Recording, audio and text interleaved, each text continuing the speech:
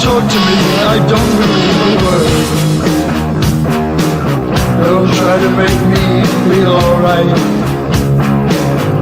All the love in all the world. Hey, Aaron, welcome. This is American Reckoning Podcast.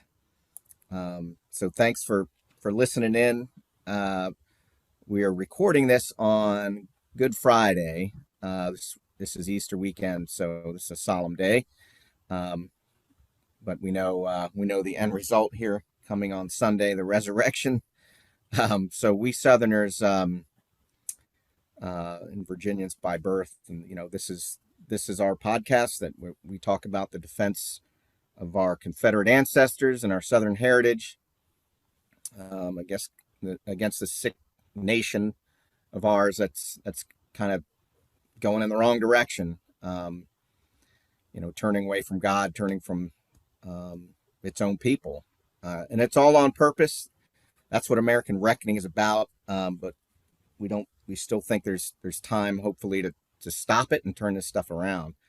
And the first step is kind of becoming aware of what's happening out there. But we do it from the Southern perspective. So we're going to talk about what it is what is a Southern gentleman? What is a gentleman? Especially a Southern gentleman, and sort of what's the best example of that from the war for Southern independence, the Civil War. And we believe we have two great examples. One in the form of Robert E. Lee, and the other the great Stonewall Jackson. So we're gonna get into that. We're gonna talk a little bit about where are some other examples of gentlemen in the North, on the Yankee side, to see. We'll bring up some names, and feel free. Make sure that if you like this show, like it, comment. If you've got some other ideas about gentlemen, just put it in the comments or something. And we try to respond to. We don't get a ton of comments, but we'll try to respond.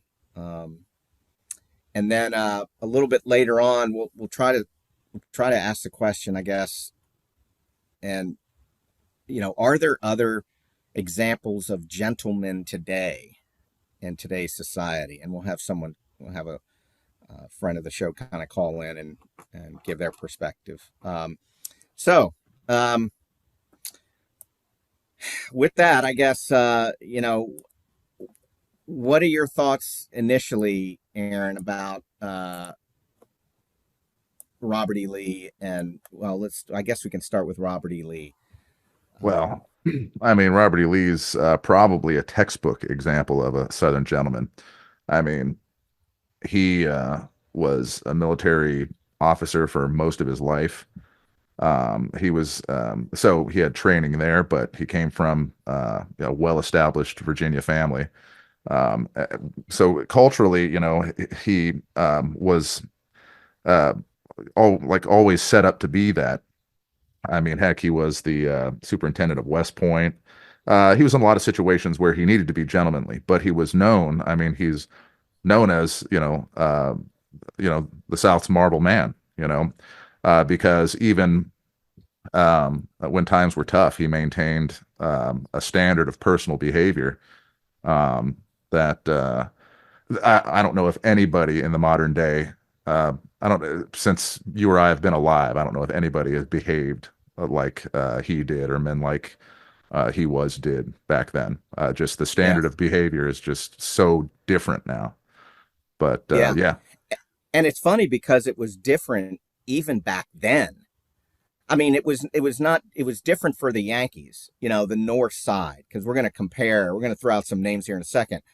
But I mean, even back then, Lee stood so high and above, especially as the war went on and after the war, certainly after the war, and how he had to step away. And I'm going to read a little passage here from a chaplain's book from the SCV. It's really cool, and it kind of gives an example of what Lee did after the war when he went to Lexington. But how he conducted himself, his character, the integrity, all of the the qualities that made him just far and away the emulation, there many tried to emulate him, and they just couldn't. Even today, I mean, uh, if you think of the two characters, Southern characters, Virginians, that they want to remove, it's Lee and it's Jackson, right? So it's like those. No wonder the left wing loons and the woke commies, that they are going after these monuments that of Lee and Jackson everywhere, because they know they're sick, they're dark, evil people, so they know anything that's good, anything that gives a foundational structure of gentlemanly qualities that people will revere for all time. They want that removed as soon as possible. So it's no surprise Lee and Jackson are target number 1 and 2. But I mean, so let's compare. Uh, I can't think of any gentleman that came out of the North. I think it's purely a Southern thing. It's And particularly, so, yeah, definitely. all across the South, but I think Virginia sort of led the way, and they have sort of the longest heritage, and in that sense, so it's not surprising. But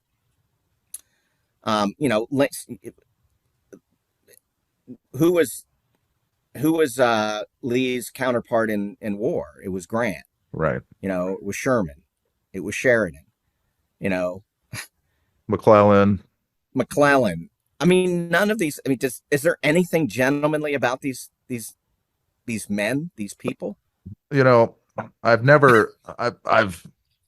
read a lot, and I've never really heard any of those guys described as gentlemen in particular, whereas Lee most certainly is. And they're so revered, though. The Union Army, and right. They were the victors, and the ones that we're supposed to emulate. Right. We're supposed to put them on a pedestal. Right. We're supposed to revere them. And it's such there's nothing there. Yeah. I mean, Lincoln was a tyrant. He really was. Tyrant. And Lincoln himself was actually noted as being particularly uncouth when he came in, because they kind of considered him somewhat of a frontier lawyer in a way, even though as Illinois, it wasn't exactly a backwater, but he was known, not to. A lot of that was nitpicking just on etiquette that he wasn't familiar with. But yeah, he was not known for his gentlemanly qualities. No. I mean, I think at the basis, and we'll get into this here in a second, but at the basis, what sets Lee and Jackson apart from people like Lincoln, Sheridan, Sherman, Grant, John Brown, who was supposedly this very faithful man, is the Christian faith that Lee and Jackson put as paramount. The very first order of business in their entire life was their Christian faith. And that's where their strength, that's where their endurance, that's where their intellectual ability, everything they gave because they asked for God's guidance, and they were solidly Christian men. And you do not see that on the North side by any stretch. So there is. I agree with you on that, but I want to point out the brand of Christianity you saw in the North was much more of the older kind of Puritan kind of style. You did get a lot of these guys who were Northerners that claimed that they came from a very different type of Christian tradition. In fact, that's important to point out. There was one of the cultural differences between the North and South. You hear guys like Prager, and other conservative commentators these days quoting works by guys like Ty Seidule, where they try and make the argument that the North and South, culturally, they were completely the same. These people were absolutely identical. They only differed on the issue of slavery, which is not true. And one of the ways that they were definitely culturally different was the types of Christian denominations they came from. That was very Correct. different. And places in the old world they came from tended to be common throughout the South and different in commonality throughout the North. So, but yes, so the types of Christians you saw throughout the South were different. They were different than the types you saw in the New England area. Yeah, and that's so. I'm so glad you pointed that out. The Christian tradition was very different. I think that's an excellent point, and I think that led to a lot of cultural differences. I mean, people this whole one union crap was anything but it. They were not. I think it was you who said too that on one of I think Donald Livingston's things, he was pointing out that the North and their culture and traditions, they were putting down the South for decades before the war. Yes, they were. They Um, were. We can pull up some specifics on that at some point. Um, I don't have them off the top of my head, but yeah, that's absolutely true. The slander. It's interesting. You had Northerners writing books on Southerners, going back into the 1820s and 1830s, where they were just slandering, saying complete things that are completely untrue, but began to really develop this kind of cultural bias in the North. The same thing wasn't happening the other way around. You didn't have Southerners writing books on what Northerners were like if you were to go and travel in New England, whereas you did have Northerners doing that. right. Like they were on an going to go on safari in the South and look at Safari down in the South, the novelty of the the native hinterlands people. of it. Yeah. But that's kind of but there were a lot of disagreements there, and of course they started to trash them, and of course that kind of thing is common today. It's not sectional like it was back then, but you see between political factions and ideologies and things these days. There's a lot of trash talking, and that's certainly in fact, as a result of the war, that kind of thing won, that sentiment won out. And of course, the Mm. South was impoverished. They went from being very wealthy to being impoverished, um, and so you see people still taking from some of that slanderous material that was written in that time before the war. Um, and people today point to it and say, "See, they were even backwards back then, but it was completely untrue back then." Right. And yeah, anyway, more to come on that some other time. Yeah, that's so right. I mean, you also mentioned what was the quote? We were talking about Lee and Jackson, and you mentioned the quote about that we can't seem to find, but it had The, something to do with yeah, the the team, mannered man one.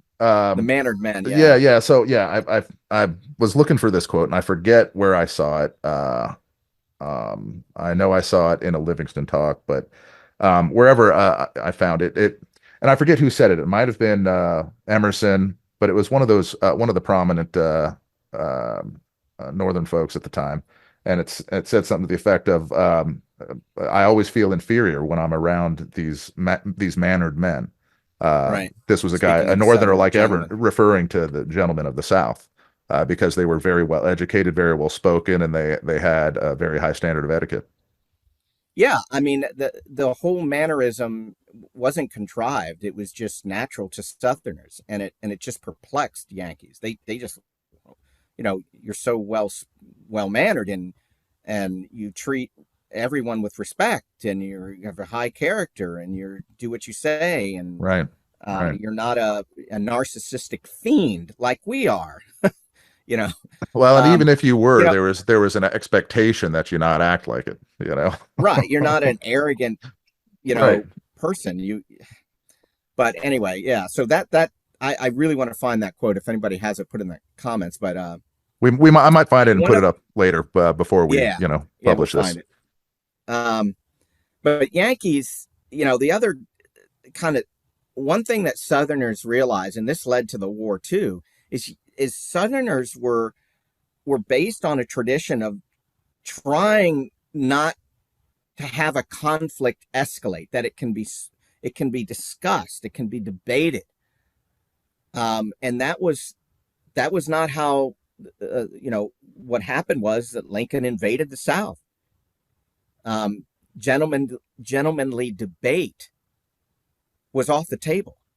you know or Southerners discussion would have, or envoys or to Lincoln or anything. One of the first things Lincoln people turned it might, away. yeah, yeah, and of course, one of the first things people will say is, oh, well, didn't the South fire first? Technically, yeah, but they were firing in self-defense. Keep in mind their ports were blockaded. This was an act of war that Lincoln Yeah, did. even the whole anaconda strategy, That's exactly what I'm you referring had a to. snake, Exactly. basically I mean, the Lincoln administration, the policy, the military policy of, you know, strangulation and destruction on people, on ports, on things. Right. I mean, they went all out. They were full on evil. They put a serpent in every freaking river along the coastline of the East and the South, along the Gulf. They patrolled everything. They were. I mean, it was pure evil, um, and that shows you the type of they were more centered on in their minds on conquest, Well, of course. bringing war on people and property. Yeah. They worship the government and the power structure. You know, Well, it was not from the people. It was not. That's how they thought, and yeah. and Well, that's how they waged war. And Lincoln in to, particular. Um, sorry to interrupt, but Lincoln in yeah, particular. Again, argued that states were no different than counties. He argued that the federal government created the states, which is completely opposite and should be obvious to anyone. I think there are a lot of people who even like Lincoln that don't realize that he was pushing that. And that was his reasoning for doing that. He said these states are not sovereign. He said, so yeah, they need to pay their taxes.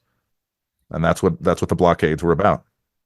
yeah, yeah. It's like it was all about it. Just the whole way of thinking about the war, how the war was conducted, the policies that each side used. You have to really look at that to get also an indication of how there were total differences in the way that the people of the South versus the people of the North looked at government and looked at their military, even their military policy and everything. So it was just totally different. I'm going to read from this a little excerpt, and I'm going to get back to Lee here for a second and describe their gentlemanly qualities. And I think I found some really good reading in here, and it's a little thing called the Chaplain's Handbook. It's Sons of Confederate Veterans, and it's a sesquicentennial edition.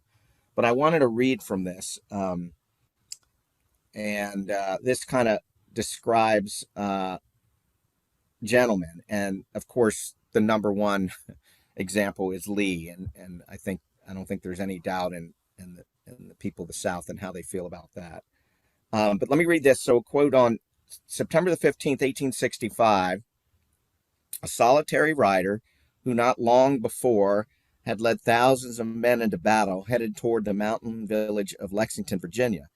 The purpose of this journey was to find God's will for the rest of his life.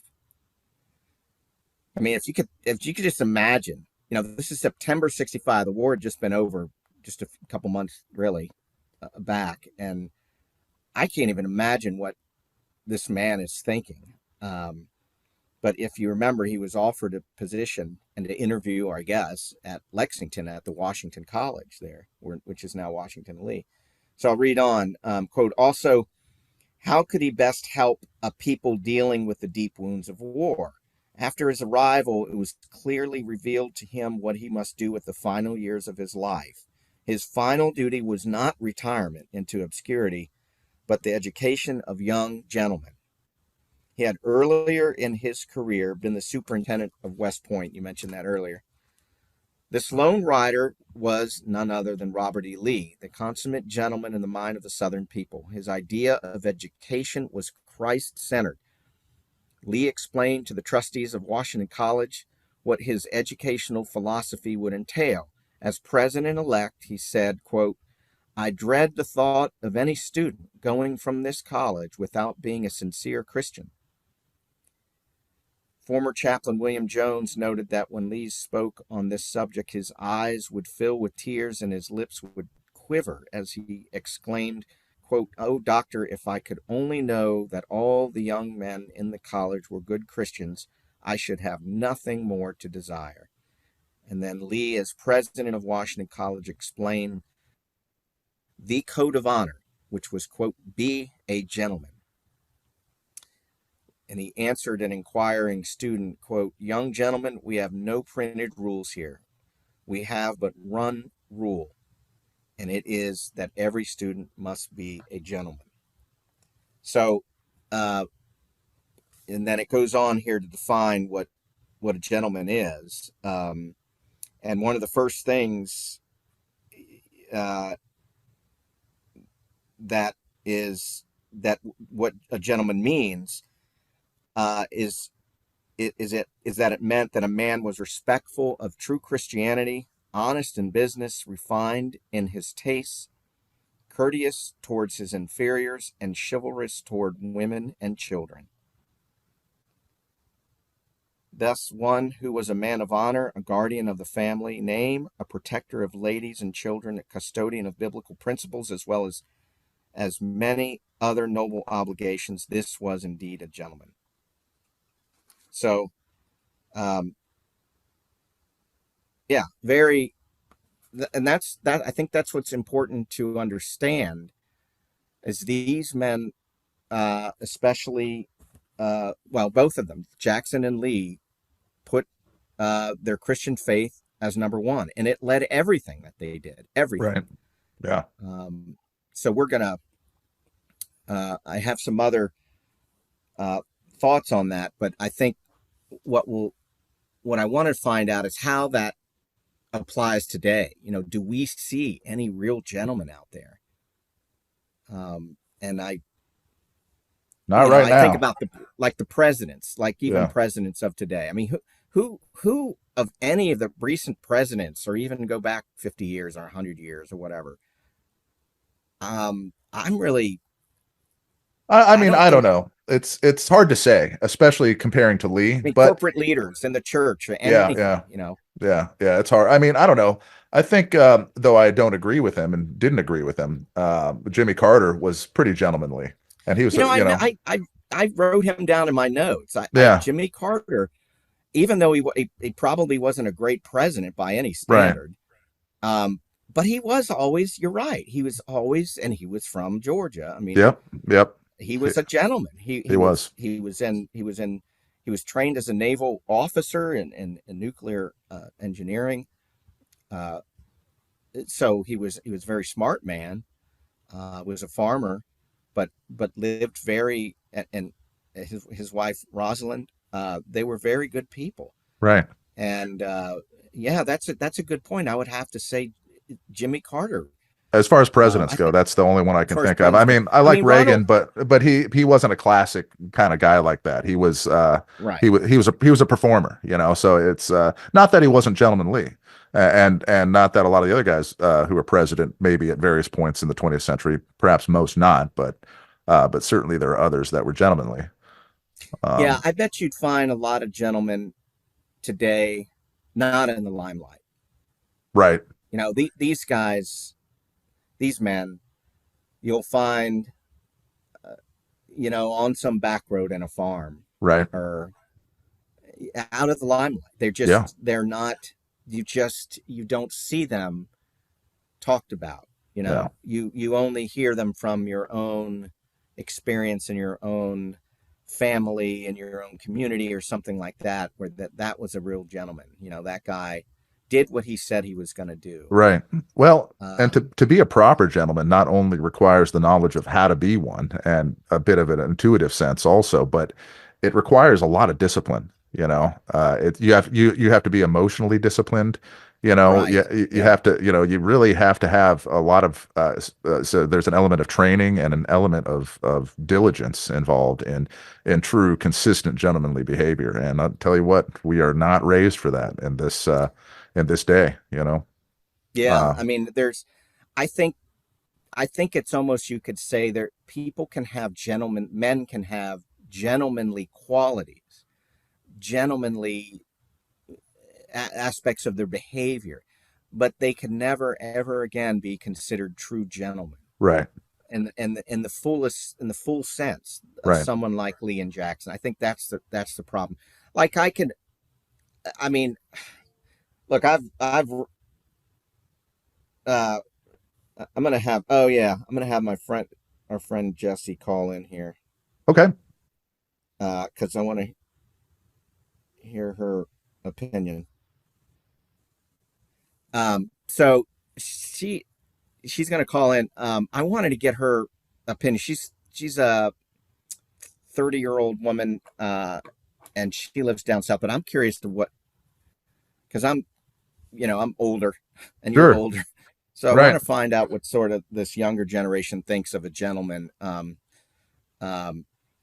so we'll have her call. But again, getting back to the gentlemanly qualities, I think opening a door for a woman, taking care of uh, your affairs in business and things like that.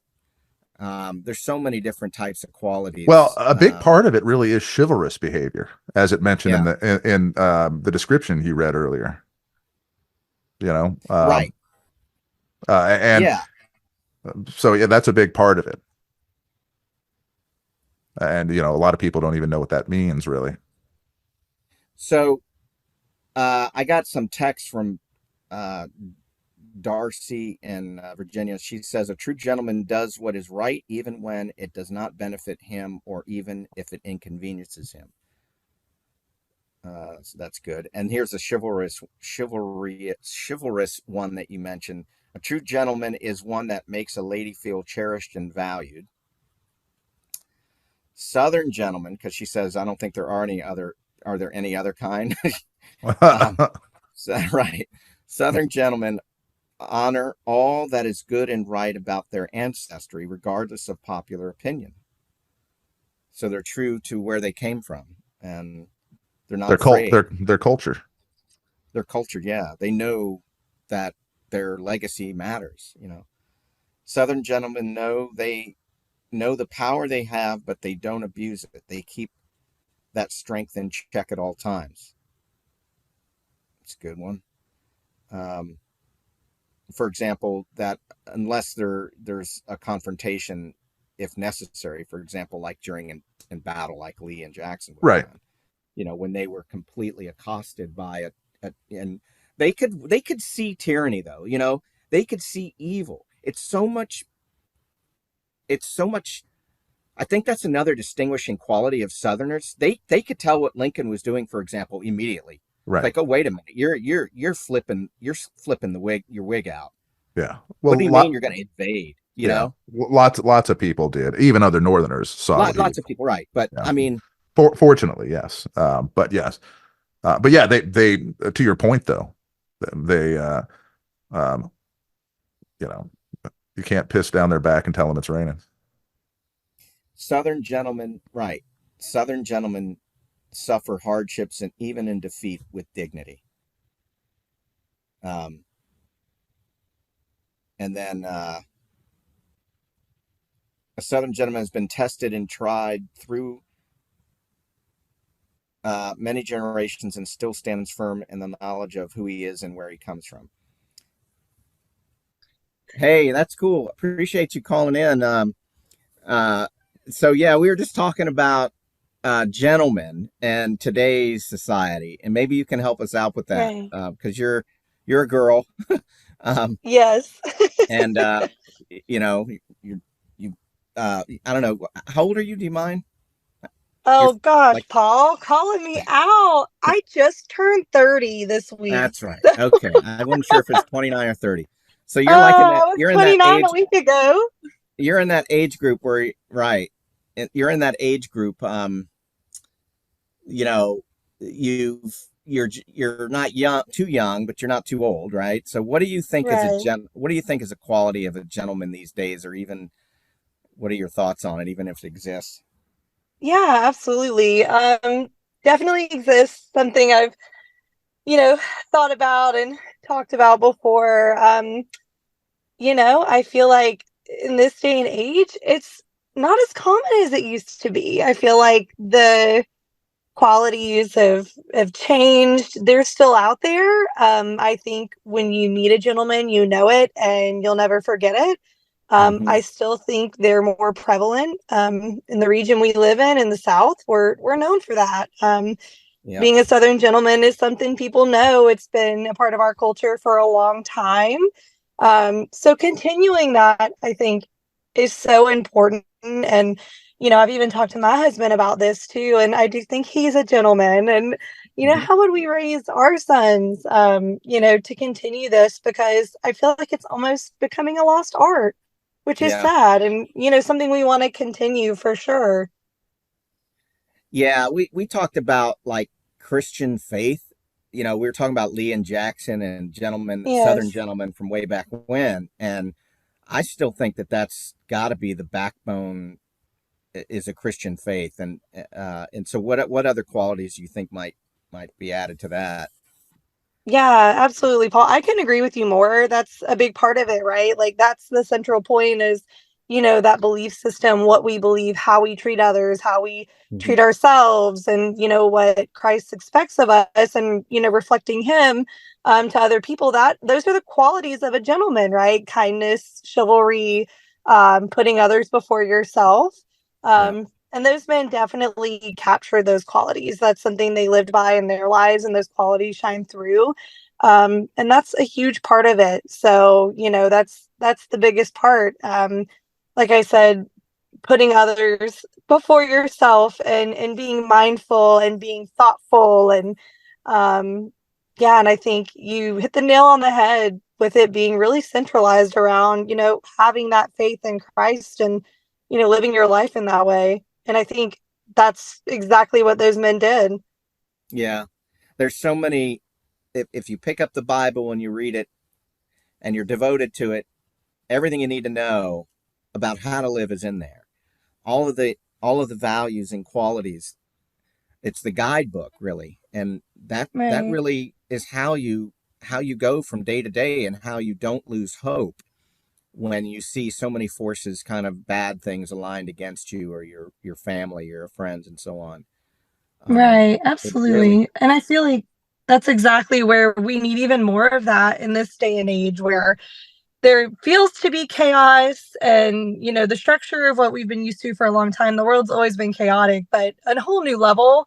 um Having that on a day-to-day basis and being that is so incredibly important. And I think it's interesting too. It's really goes back to like, the group of people who they were and even where they came from, even prior to Lee and Jackson, and, really being part of like what they call today as an honor culture and how a lot Mhm. of that's being lost. And, it's people who really do care about, their reputation, they care about their community, they care about their people so deeply. It shapes who they are and how they act Yeah. in the world, whether we're in our little southern comfort zone here or other places in the world. And yeah, it's something that is so important. And when it starts to slip out of culture, you can see it so clearly.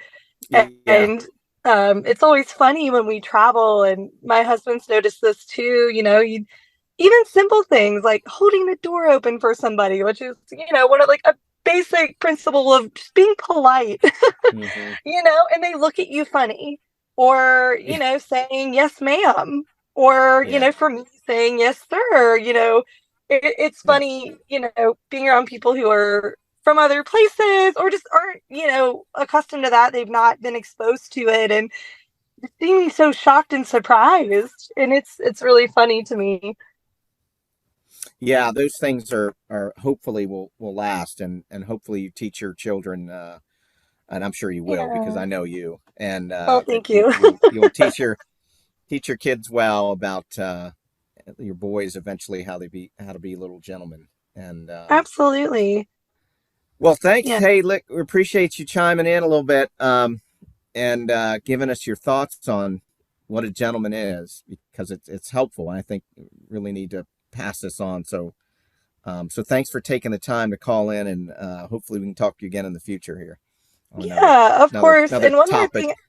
Yeah, go ahead. Yeah, for sure. Sorry, didn't mean to jump in with something else, but That's something okay. I thought of too with a gentleman is, I think there's a quality of strength to gentlemen. It's a Hmm. strength on the inside, but a very much a softness on the outside. And it's not just a physical strength, but a mental strength. Yeah. Um, that I think is so important. And that's something that just came to mind when really thinking about what a gentleman is.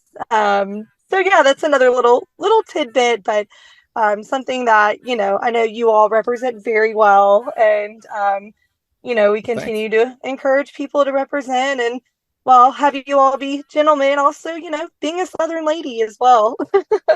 Yeah, no, I think they go hand in hand.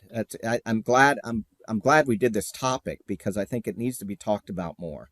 I think we need to, look at ourselves and say, are we doing, because we can't be the gentleman that Lee and Jackson were you know, but we Right. can act well and act like gentlemen or Hmm. like ladies as best we can and just but you can't even start to do that unless you reflect on your own, bring up the topic, and I don't think the topic Yeah. comes up very often. So, but Absolutely. And nothing like some self-reflection too, and just, yeah, thinking about, gosh, how am I like being that way and doing that? And once I knew I was going to talk with you guys, that's another thing I started talking with my husband Brian about, and we got in yeah, a big conversation about it, which I mm-hmm. love. So Yeah. Well, it's good. It definitely should, yeah. appreciate it. Thank you.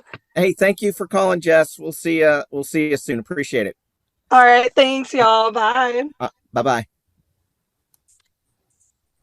All right, cool. Well, that was get a little insight there on Yeah, yeah, she uh seemed fairly optimistic. Seems like and yeah, I was going to ask her a question, but she actually answered it. I was going to ask her, whether she thought in her generation things she, saw maybe did she perceive a decrease in gentlemanly behavior, but she seemed to allude to that a little bit.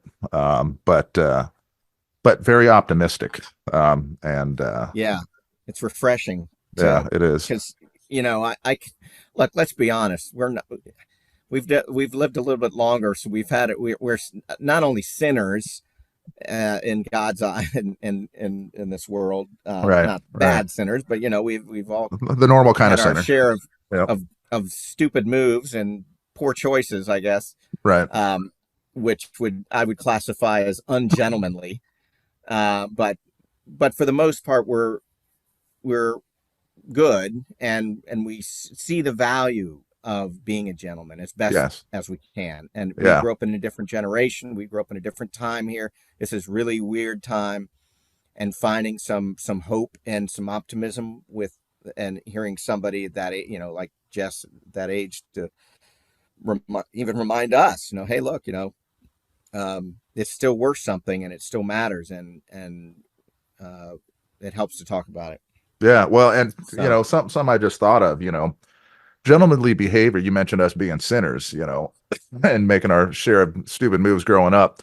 I can tell you that that gentlemanly behavior that struck me the most growing up is when I was behaving badly and someone behaved as a gentleman towards me, and almost without saying anything, shamed me into improving myself. yes, oh, that is the best. I'm glad you brought that. That's the best lesson. Yeah, Is yeah, like because they're not even preaching to you. They're right, showing by right. their own concern for you, Yeah. really, but Well, not yeah, but not not stepping on your toes or not being an angry way, right, right, right. They don't. an They're affront to not. you or They're something. not rising to any bait. They're and as Jesse mentioned, that strength. They have security within Strength, themselves. yeah, They're strong enough to be. They're strong enough to be kind. You know. right, right, right, That's and kind. I think that's a good word. It's not being nice. It's being kind. It's like yes, showing kindness to your fellow man, your fellow woman, to everything in this world. yes, That is true strength, and that's the other thing. It's attractive.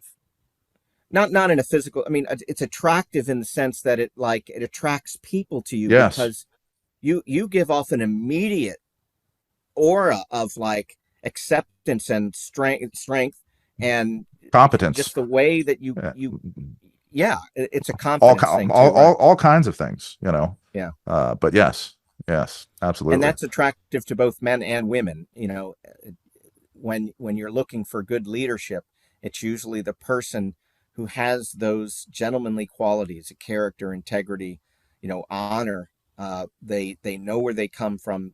They uh, they do not engage in useless kind of behavior or lies or just emptiness. Right, They're right, everything has a good purpose to it, right. and Not shallow they or can petty.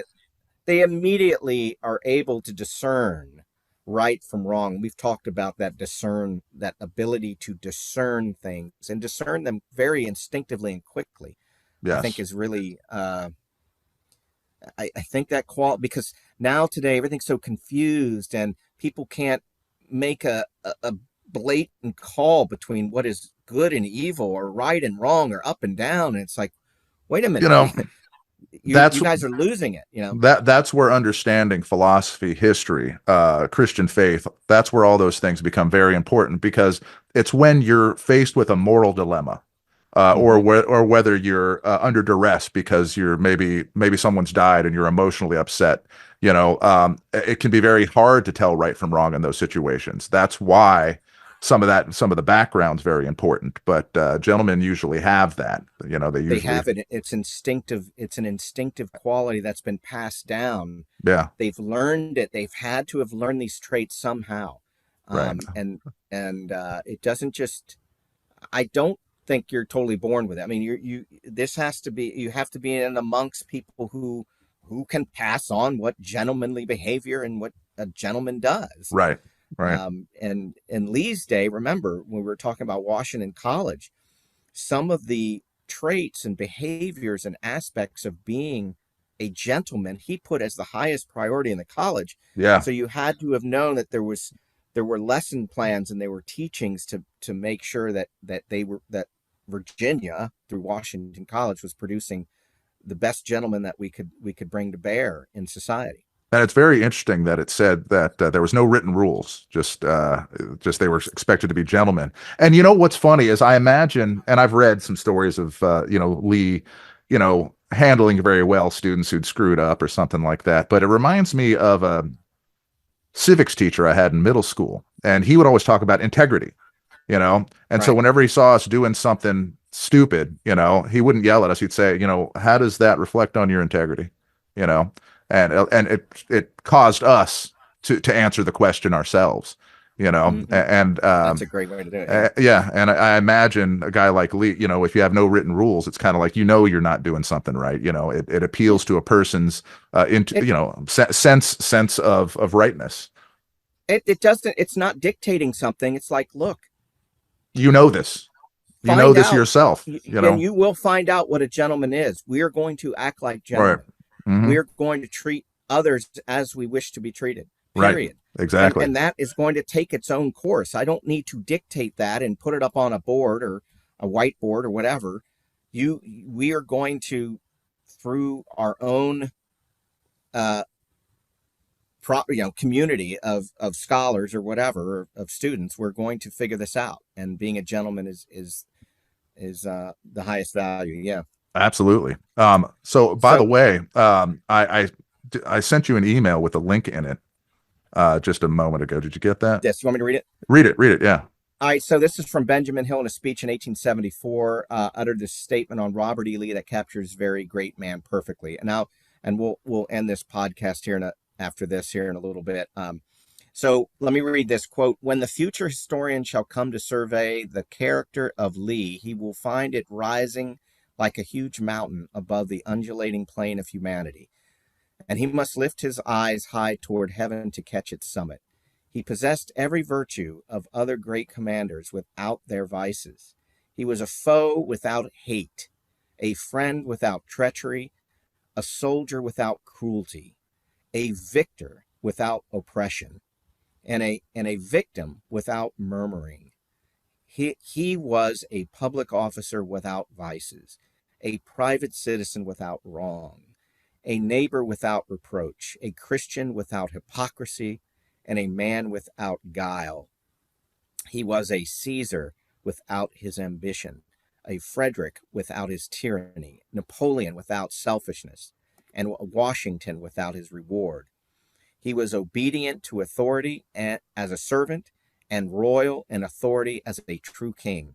He was gentle as a woman in life, modest and pure as a virgin in thought, watchful as a Roman vestal in duty, submissive to law as Socrates, and grand in battle as Achilles.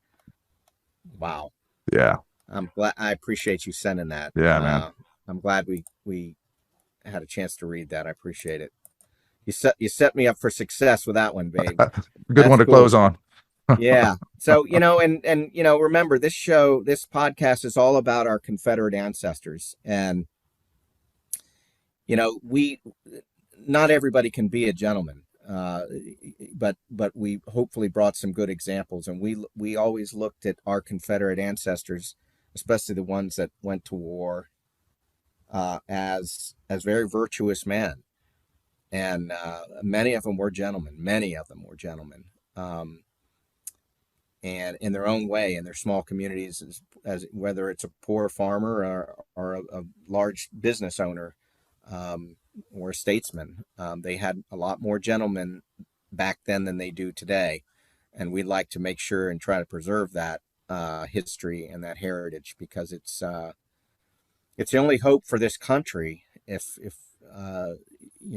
we produce good people, because the people in charge of our government in the Congress, unfortunately, as president and other of the so-called deep state, these people are no longer virtuous people. Many of them, most of them, I believe, are failing, and they need to get back to gentlemanliness. Do what Lee did, and just be a gentleman.